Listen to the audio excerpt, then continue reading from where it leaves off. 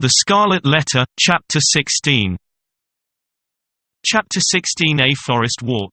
Hester Prynne remained constant in her resolve to make known to Mr. Dimmesdale, at whatever risk of present pain or ulterior consequences, the true character of the man who had crept into his intimacy.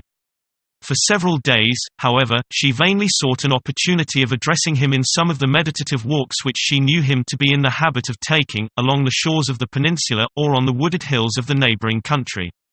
There would have been no scandal, indeed, nor peril to the holy whiteness of the clergyman's good fame, had she visited him in his own study, where many a penitent, ere now, had confessed sins of perhaps as deep a dye as the one betokened by the Scarlet Letter.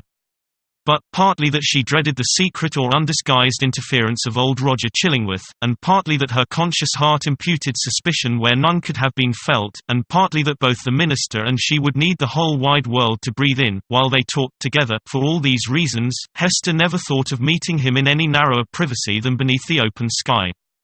At last, while attending in a sick chamber, whither the Reverend Mr. Dimmesdale had been summoned to make a prayer, she learnt that he had gone, the day before, to visit the Apostle Eliot, among his Indian converts.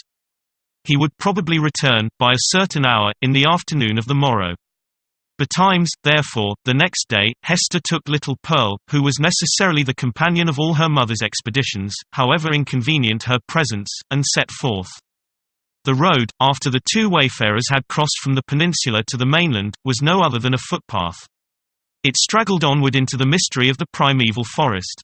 This hemmed it in so narrowly, and stood so black and dense on either side, and disclosed such imperfect glimpses of the sky above, that, to Hester's mind, it imaged not amiss the moral wilderness in which she had so long been wandering. The day was chill and sombre. Overhead was a grey expanse of cloud, slightly stirred, however, by a breeze, so that a gleam of flickering sunshine might now and then be seen at its solitary play along the path. This flitting cheerfulness was always at the farther extremity of some long vista through the forest.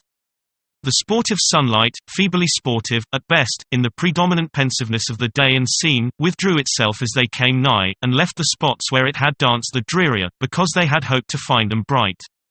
"Mother," said little Pearl, "the sunshine does not love you. It runs away and hides itself, because it is afraid of something on your bosom. Now, see. There it is, playing, a good way off. Stand you here, and let me run and catch it. I am but a child. It will not flee from me, for I wear nothing on my bosom yet." "Nor ever will, my child, I hope," said Hester. "And why not, mother?" asked Pearl, stopping short, just at the beginning of her race. "Will not it come of its own accord, when I am a woman grown?" "Run away, child," answered her mother, "and catch the sunshine. It will soon be gone." Pearl set forth, at a great pace, and, as Hester smiled to perceive, did actually catch the sunshine, and stood laughing in the midst of it, all brightened by its splendour, and scintillating with the vivacity excited by rapid motion. The light lingered about the lonely child, as if glad of such a playmate, until her mother had drawn almost nigh enough to step into the magic circle too. "It will go now," said Pearl, shaking her head. "See," answered Hester, smiling. "Now I can stretch out my hand, and grasp some of it." As she attempted to do so, the sunshine vanished. Or, to judge from the bright expression that was dancing on Pearl's features, her mother could have fancied that the child had absorbed it into herself, and would give it forth again, with a gleam about her path, as they should plunge into some gloomier shade. There was no other attribute that so much impressed her with a sense of new and untransmitted vigour in Pearl's nature, as this never-failing vivacity of spirits. She had not the disease of sadness, which almost all children, in these latter days, inherit, with the scrofula, from the troubles of their ancestors. Perhaps this too was a disease, and but the reflex of the wild energy with which Hester had fought against her sorrows, before Pearl's birth. It was certainly a doubtful charm, imparting a hard, metallic luster to the child's character. She wanted, what some people want throughout life, a grief that should deeply touch her, and thus humanize and make her capable of sympathy. But there was time enough yet for little Pearl. "Come, my child," said Hester, looking about her from the spot where Pearl had stood still in the sunshine. "We will sit down a little way within the wood, and rest ourselves." "I am not aweary, mother," replied the little girl. "But you may sit down, if you will tell me a story meanwhile." "A story, child," said Hester. "And about what?" "Oh, a story about the black man," answered Pearl, taking hold of her mother's gown, and looking up, half earnestly, half mischievously, into her face. "How he haunts this forest, and carries a book with him, a big, heavy book, with iron clasps. And how this ugly black man offers his book and an iron pen to everybody that meets him here among the trees, and they are to write their names with their own blood. And then he sets his mark on their bosoms. Didst thou ever meet the black man, mother?" "And who told you this story, Pearl?" asked her mother, recognizing a common superstition of the period. "It was the old dame in the chimney corner, at the house where you watched last night," said the child. "But she fancied me asleep while she was talking of it. She said that 1,000 people had met him here, and had written in his book, and have his mark on them. And that ugly-tempered lady, old Mistress Hibbins, was one. And, mother, the old dame said that this scarlet letter was the black man's mark on thee, and that it glows like a red flame when thou meetest him at midnight, here in the dark wood. Is it true, mother? And dost thou go to meet him in the night-time? Didst thou ever awake, and find thy mother gone?" asked Hester. "Not that I remember," said the child. "If thou fearest to leave me in our cottage, thou mightest take me along with thee. I would very gladly go. But, mother, tell me now. Is there such a black man? And didst thou ever meet him? And is this his mark? Wilt thou let me be at peace, if I once tell thee?" asked her mother. "Yes, if thou tellest me all," answered Pearl. "Once in my life I met the black man," said her mother. "This scarlet letter is his mark." Thus conversing, they entered sufficiently deep into the wood to secure themselves from the observation of any casual passenger along the forest track. Here they sat down on a luxuriant heap of moss, which, at some epoch of the preceding century, had been a gigantic pine, with its roots and trunk in the darksome shade, and its head aloft in the upper atmosphere. It was a little dell where they had seated themselves, with a leaf-strewn bank rising gently on either side, and a brook flowing through the midst, over a bed of fallen and drowned leaves. The trees impending over it had flung down great branches, from time to time, which choked up the current and compelled it to form eddies and black depths at some points.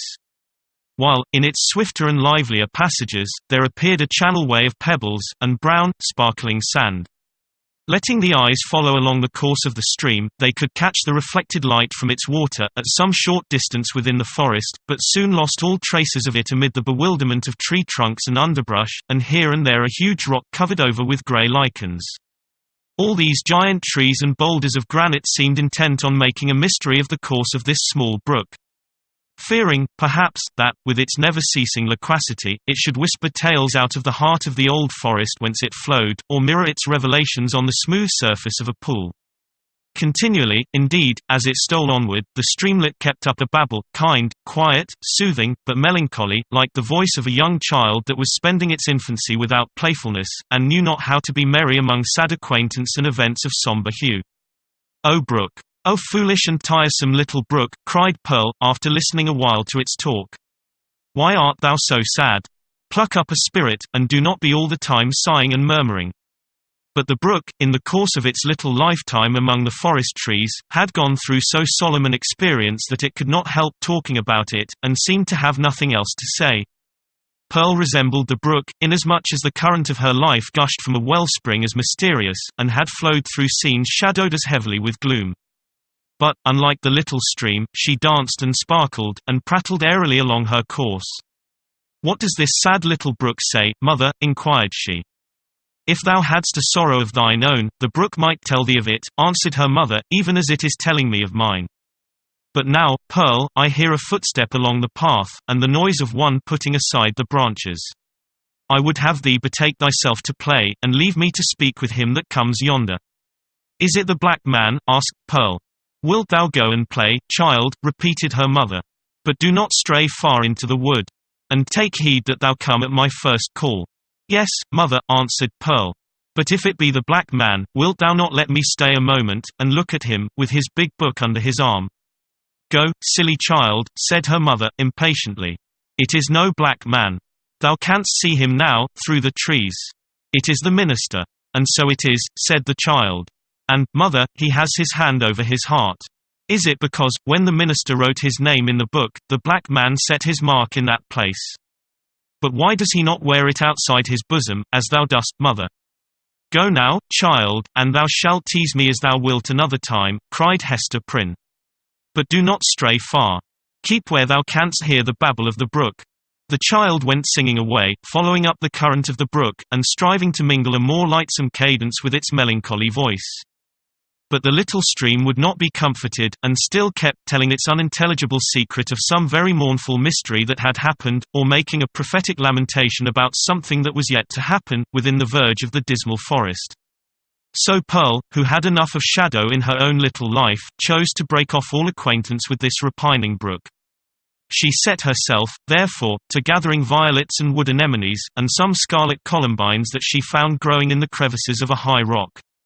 When her elf child had departed, Hester Prynne made a step or two towards the track that led through the forest, but still remained under the deep shadow of the trees.